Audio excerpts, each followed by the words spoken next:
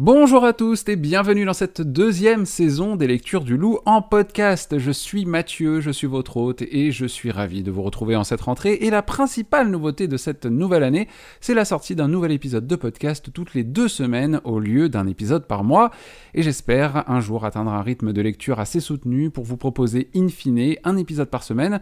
Mais bon, on n'y est pas encore, calmez-vous, j'ai déjà mes preuves à faire. Pour le moment, rendez-vous un mercredi sur 2 dans votre application de podcast préférée, et pour bien commencer cette nouvelle saison, quoi de mieux que de découvrir un auteur dont la réputation n'est pourtant plus à faire. Et oui, le loup dont la tanière ressemble de plus en plus à un gibert, c'est moi, découvre en 2024 Stephen King. Oui, Stephen, pas Stephen, merci. Mieux vaut tard que jamais, me direz-vous. Oui, mais voilà, on est en septembre, c'est le retour du pumpkin spice chez Bubbucks, les températures deviennent plus fraîches, et moi, j'ai envie de me faire frissonner un coup, et ça tombe bien puisqu'on va parler de foi, d'électricité secrète et de décrochage de mâchoire. Bonne écoute.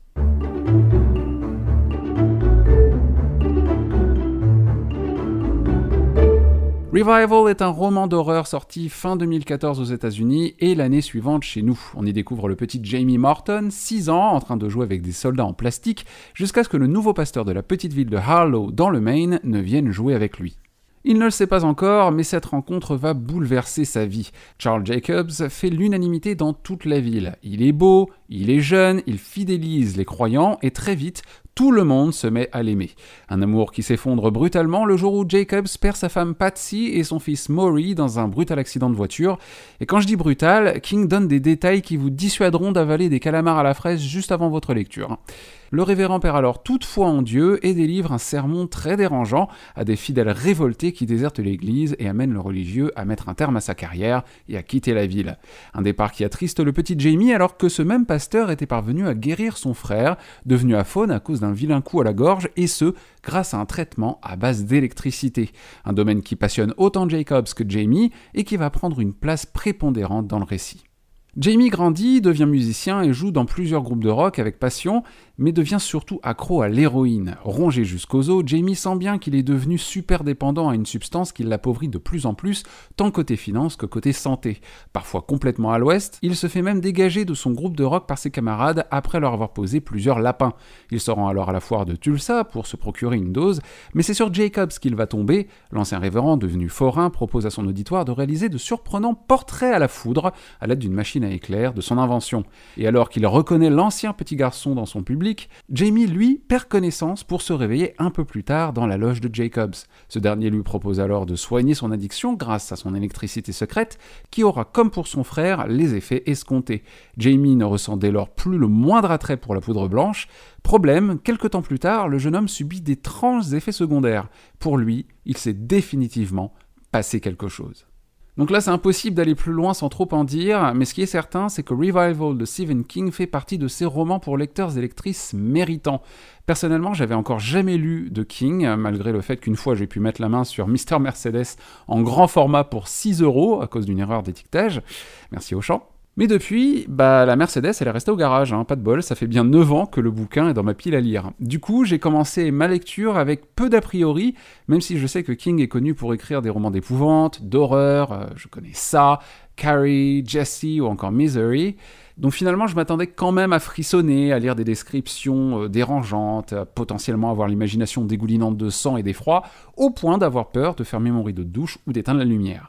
Malheureusement, la seule chose qui m'a empêché de me plonger dans le noir, c'est la fatigue d'une journée de travail à l'hôtel, après que Mr. Ouin m'ait demandé de nettoyer sa chambre à 22h30.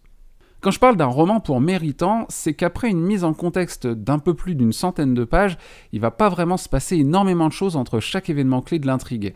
Le résumé que je viens de vous proposer, c'est 200 pages de roman, soit 2 à 3 heures de lecture réduite à quelques minutes, et en vrai, si j'en dis pas plus et fais volontairement l'impasse sur le dénouement de la relation entre Jamie et Charlie, c'est simplement parce que tout se déroule dans les 130 dernières pages du livre.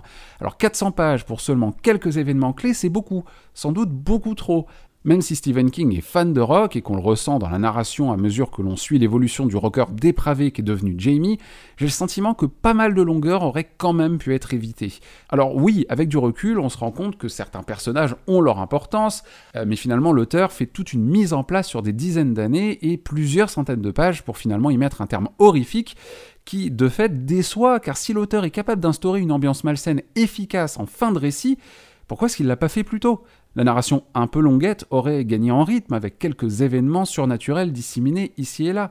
À la place, Revival propose une lente évolution, raccourcie néanmoins à l'aide d'ellipses, pour se donner le temps de présenter des personnages et des lieux qui ont bien une utilité, mais qui prennent trop de place dans la narration au détriment du dénouement. La foi, la religion et la nature humaine prennent quelques coups dans le nez avec un Jacobs devenu âpre, dénué de compassion et pris d'une véritable obsession pour ses découvertes sur l'électricité. Et si ces découvertes ont des répercussions néfastes sur ses nouveaux « patients », entre guillemets, en vrai, peu lui importe vraiment. Le développement des personnages de Jamie Martin et de Charles Jacobs est donc réussi, mais tout ce qui gravite autour m'a personnellement ennuyé à cause d'un cruel manque de rythme. L'horreur, quant à elle, est néanmoins au rendez-vous, même si elle manque de place. Je vous recommande personnellement de ne pas lire les noms des auteurs et autrices à qui Stephen King a dédié ce roman au tout début du livre, parce qu'en effet, Revival m'a clairement fait penser à certaines œuvres très connues. L'auteur joue avec notre imagination en proposant des descriptions pour le moins perturbantes, au point d'en regretter l'abandon d'une adaptation filmique par Mike Flanagan en 2020. C'est graphique, dérangeant et à la fois fascinant, si bien que les pages se sont tournées toutes seules alors que ma lecture avait péniblement commencé il y a encore 2 semaines. Dommage, une fois encore, que tout le sel de ces expérimentations se trouve dans la toute fin du roman. Revival aura sans doute conquis une bonne majorité de son lectorat, parce que la récompense est belle, mais elle se mérite. Merci à toutes et à tous d'avoir écouté ce premier épisode de la saison 2 des Lectures du Loup. J'espère que cette reprise vous met autant en joie que moi et j'ai hâte de vous retrouver dans 2 semaines pour une nouvelle chronique.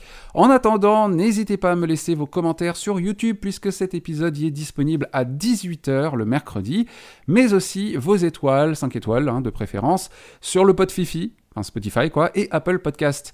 Partagez également cette chronique au maximum, ça me permet de faire grandir le podcast, ça coûte rien et en plus j'offre des cookies. Et en attendant de faire scrunch, prenez bien soin de vous et n'oubliez pas que dévorer des bibliothèques n'est toujours passible d'aucune sanction pénale. Alors bon appétit!